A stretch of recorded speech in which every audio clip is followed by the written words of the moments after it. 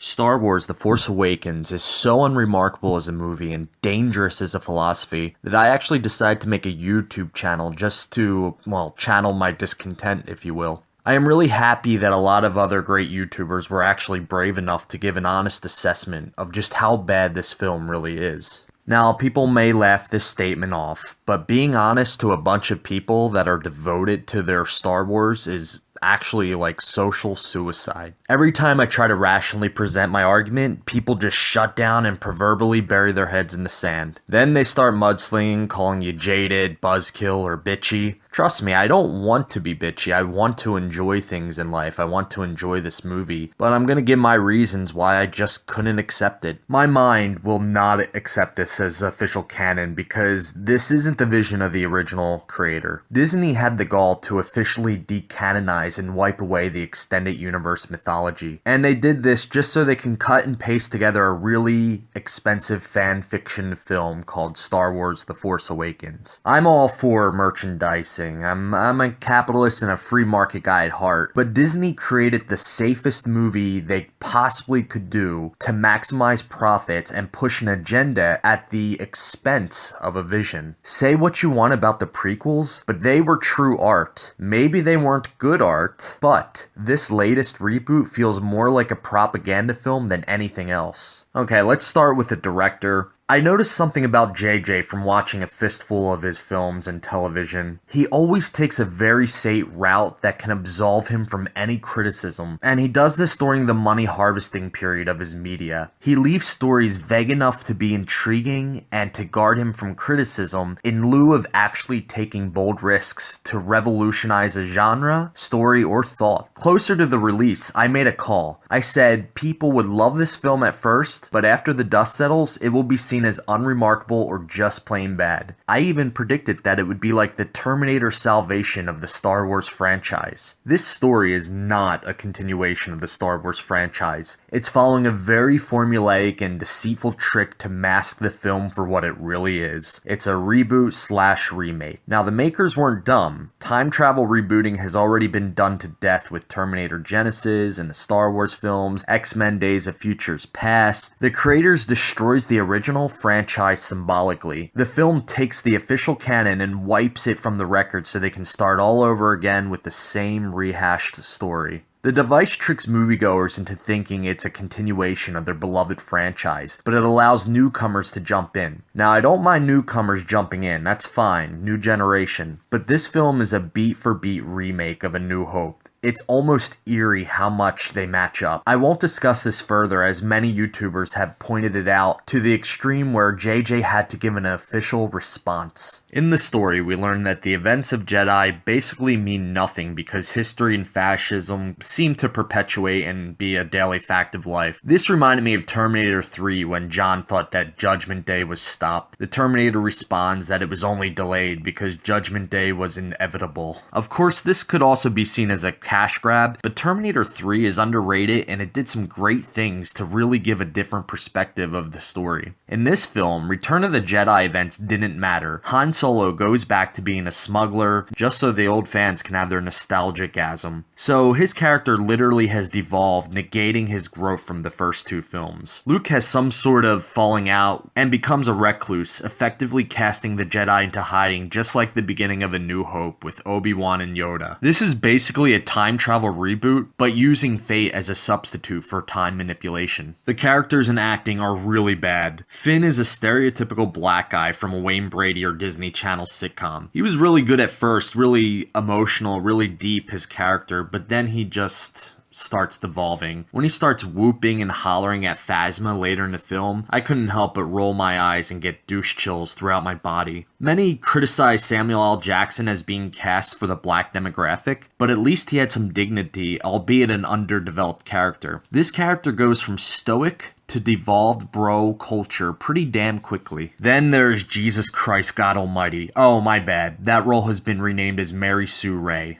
I jest, of course. I never actually knew the term Mary Sue until seeing the critiques of this movie. A Mary Sue is a character that has no flaws whatsoever to the point in which the story lacks any tension or drama. At the very best, this is lazy and boring story writing. But at the very worst, this film makes white men look evil, black men look apish, and women look entitled and perfect. I wish I could say it was just for the purpose of capturing the female demographic. Admittedly, this could be the case. This is a post-Hunger Games and Harry Potter world after all. But I see it as pushing some weird cultural agenda consistent with everything else happening in the world today. I think Rey pushes unrealistic values far worse than a Barbie doll ever could. Leia from the first film was a much more realistic and strong female presence than Rey. The main actress who plays Rey, her acting is so hammy. Her one trick is getting watery-eyed and shaky while looking into a camera in the distance. I don't know why overseas actors are somehow seen as superior to American actors. They mostly tend to be one-trick ponies in their acting delivery. I liked Kylo Ren. I can understand why some people didn't. He was whiny and emotional. The actor portraying him had a very distinct look and voice. This is one of the few areas in which I think the film actually excelled. Of course, his credibility was severely diminished since falling to a protagonist so easily and early, but if I had creative control or made a fan edit, he would totally be a keeper. I'm okay with him killing off Han Solo. At this point, it's a simile for Disney killing off Star Wars and pushing forward their own social justice warrior propaganda. I'm gonna conclude this review of why this movie sparked so much outrage within me. Hollywood movies have always had ulterior motives in pushing an ideology. I'm not necessarily condemning this. I believe everything in life is politicized and it's unavoidable. But I do have a problem when the message being pushed is very clandestine and I do think misguided. Star Wars is straddling the boundary to catering to new customers or subtly nudging people into a misguided belief on gender and race. I hate having to say this, and I hate it sticking out like a sore thumb. I wish I could happily watch the movie, pretenses aside, but it's just something that I can't shake from my mind. You might think I'm overthinking things, and that's fine. But the other side of the coin is that the movie is leftover ingredients baked back into the same corporate bread. It might look like a sequel to a beloved franchise, but it's not. It's a reboot, remake through and through. I just think people need to at least acknowledge it for what it really is. Earlier in the review, I said that this